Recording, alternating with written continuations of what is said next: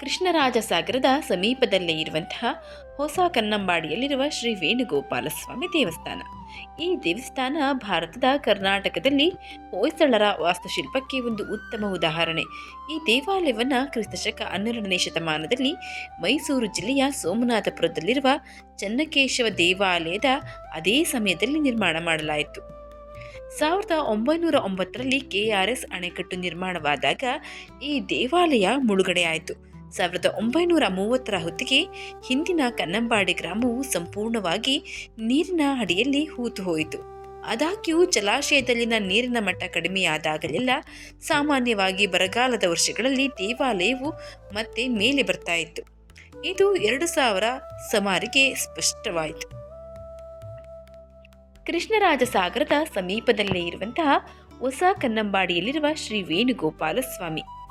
ಮನಸ್ಸಿಗೆ ಮುದ ನೀಡುವಂತಹ ವಾತಾವರಣದಲ್ಲಿ ಈ ದೇವಾಲಯ ಇರೋದ್ರಿಂದ ಜನರನ್ನ ಹೆಚ್ಚು ಆಕರ್ಷಿಸುತ್ತಾ ಇದೆ.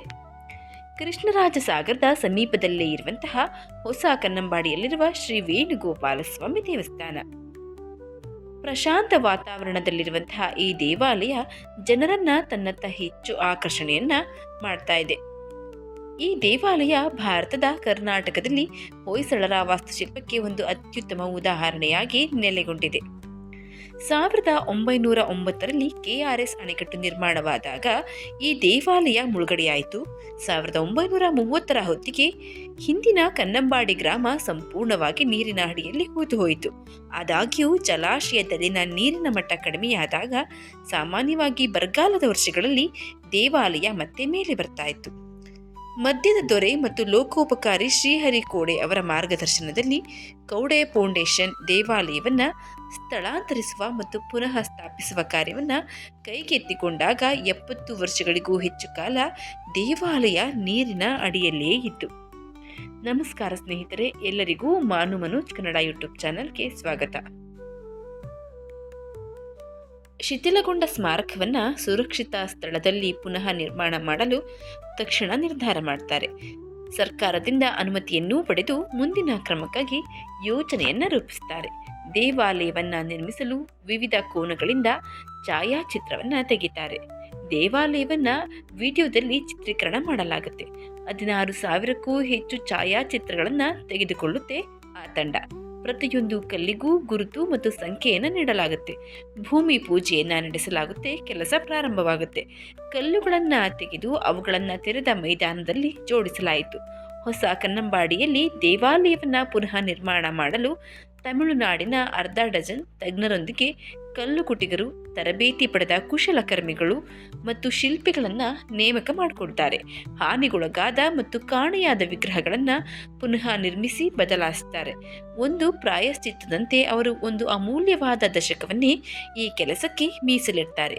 ಅವರ ತೃಪ್ತಿಗಾಗಿ ಬೃಹತ್ ರಚನೆಯು ಅತ್ಯುತ್ತಮವಾಗಿ ತಲೆ ಎತ್ತಿ ನಿಲ್ಲುತ್ತೆ.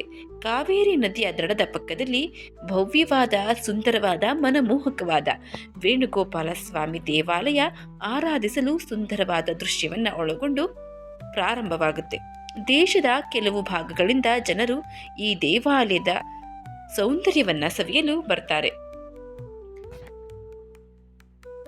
ಮಹಾಪೂಜೆಯನ್ನು ಪ್ರತಿದಿನ ಬೆಳಗ್ಗೆ 9 ಗಂಟೆಗೆ, ಸಂಜೆ 6 ಗಂಟೆಗೆ ನಡೆಸಲಾಗುತ್ತೆ. ಇಲ್ಲಿನ ವಿಶೇಷತೆ ಅಂದರೆ ಭಕ್ತರು ಪೂಜೆಯ ಸಮಯದಲ್ಲಿ ಮತ್ತು ಇತರ ಯಾವುದೇ ಸಮಯದಲ್ಲಿ ಹಣ, ಹೂವುಗಳು, ಹಣ್ಣುಗಳು ಯಾವುದೇ ಕಾಣಿಕೆಯನ್ನು ಅರ್ಪಿಸಬಾರದು ಎನ್ನುವುದು ಇಲ್ಲಿನ ಪದ್ಧತಿ. ದಯವಿಟ್ಟು ದೇವಾಲಯದ ಆನಂದ, ಪವಿತ್ರತೆ ಮತ್ತು ಶಾಂತಿಯುತ ವಾತಾವರಣಕ್ಕೆ ಭಂಗ ತರದಂತೆ ಪ್ರಶಾಂತತೆ ಮತ್ತು ಶಾಂತತೆಯ ಭಾವನೆಯನ್ನು ಕಾಪಾಡಿಕೊಳ್ಳಬೇಕೆನ್ನುವುದು ದೇವಾಲಯದ ಮೂಲ ಉದ್ದೇಶ. ದೇವಾಲಯದ ಆವರಣದಲ್ಲಿ ಕೆಲವೊಂದಿಷ್ಟು ನಿರ್ಬಂಧಗಳು ಉಂಟು. ವಿಡಿಯೋ ಚಿತ್ರೀಕರಣ, ಛಾಯಾಗ್ರಹಣ, ಡ್ರೋನ್ ಕ್ಯಾಮೆರಾಗಳನ್ನು ಕಟ್ಟುನಿಟ್ಟಾಗಿ ನಿಷೇಧ ಮಾಡಲಾಗಿದೆ. ನೀವು ಬೇಕಾದರೆ ದೇವಾಲಯದ ಹೊರಗೆ ಮೊಬೈಲ್ ಫೋನ್ ಬಳಸಬಹುದು. ಮೊಬೈಲ್ ಫೋನ್ಗಳ ಬಳಕೆಯನ್ನು ಕೂಡ ದೇವಾಲಯದ ಒಳಗೆ ನಿರ್ಬಂಧ ಮಾಡಲಾಗಿದೆ. ಭಕ್ತರು, ಸಂದರ್ಶಕರು ದೇವಾಲಯದ ಸ್ವಚ್ಛತೆ, ಪಾವಿತ್ರತೆ, ಪ್ರಶಾಂತತೆಯನ್ನು ಕಾಪಾಡಿಕೊಳ್ಳಲು ಸೂಚನೆ ನೀಡಲಾಗಿದೆ. ದೇವಾಲಯದ ಆವರಣದಲ್ಲಿ ಸುತ್ತಮುತ್ತ ಯಾವುದೇ ರೀತಿಯ ಆಹಾರ ಮತ್ತು ಪಾನೀಯಗಳನ್ನು ಸೇವಿಸುವುದನ್ನು ಕಟ್ಟುನಿಟ್ಟಾಗಿ ನಿಷೇಧ ಮಾಡಲಾಗಿದೆ. ಈ ದೇವಾಲಯ ಹೊಸ ಕನ್ನಂಬಾಡಿ ಗ್ರಾಮದಲ್ಲಿದೆ. ಬೃಂದಾವನ ಉದ್ಯಾನವನದಿಂದ ರಸ್ತೆಯ ಮೂಲಕ 9 ಕಿಲೋಮೀಟರ್ ಮತ್ತು ಮೈಸೂರು ನಗರದಿಂದ 30 ಕಿಲೋಮೀಟರ್ ದೂರದಲ್ಲಿದೆ. ಅಷ್ಟೇ ಅಲ್ಲದೆ ದೇವಾಲಯದ ಹೊರಭಾಗದಲ್ಲಿ ಹಂಪಿಯಲ್ಲಿ ಇರುವಂತಹ ಕಲ್ಲಿನ ರಥವನ್ನು ನೋಡಬಹುದು. ಕಾವೇರಿ ನದಿಯ ಮನಮೋಹಕ ದೃಶ್ಯ, ಸುಂದರ ಗಾಳಿ, ತಂಪಾದ ವಾತಾವರಣದ ಮಧ್ಯೆ ಈ ದೇವಸ್ಥಾನ ನೆಲೆಗೊಂಡಿದ್ದು ಒಟ್ಟಾರೆಯಾಗಿ ಮನಸ್ಸಿಗೆ ಮುದ ನೀಡುತ್ತದೆ. ಒಂದು ದಿನದ ಪ್ರವಾಸಕ್ಕೆ ಹೇಳಿ ಮಾಡಿಸಿದಂತಹ ಜಾಗ.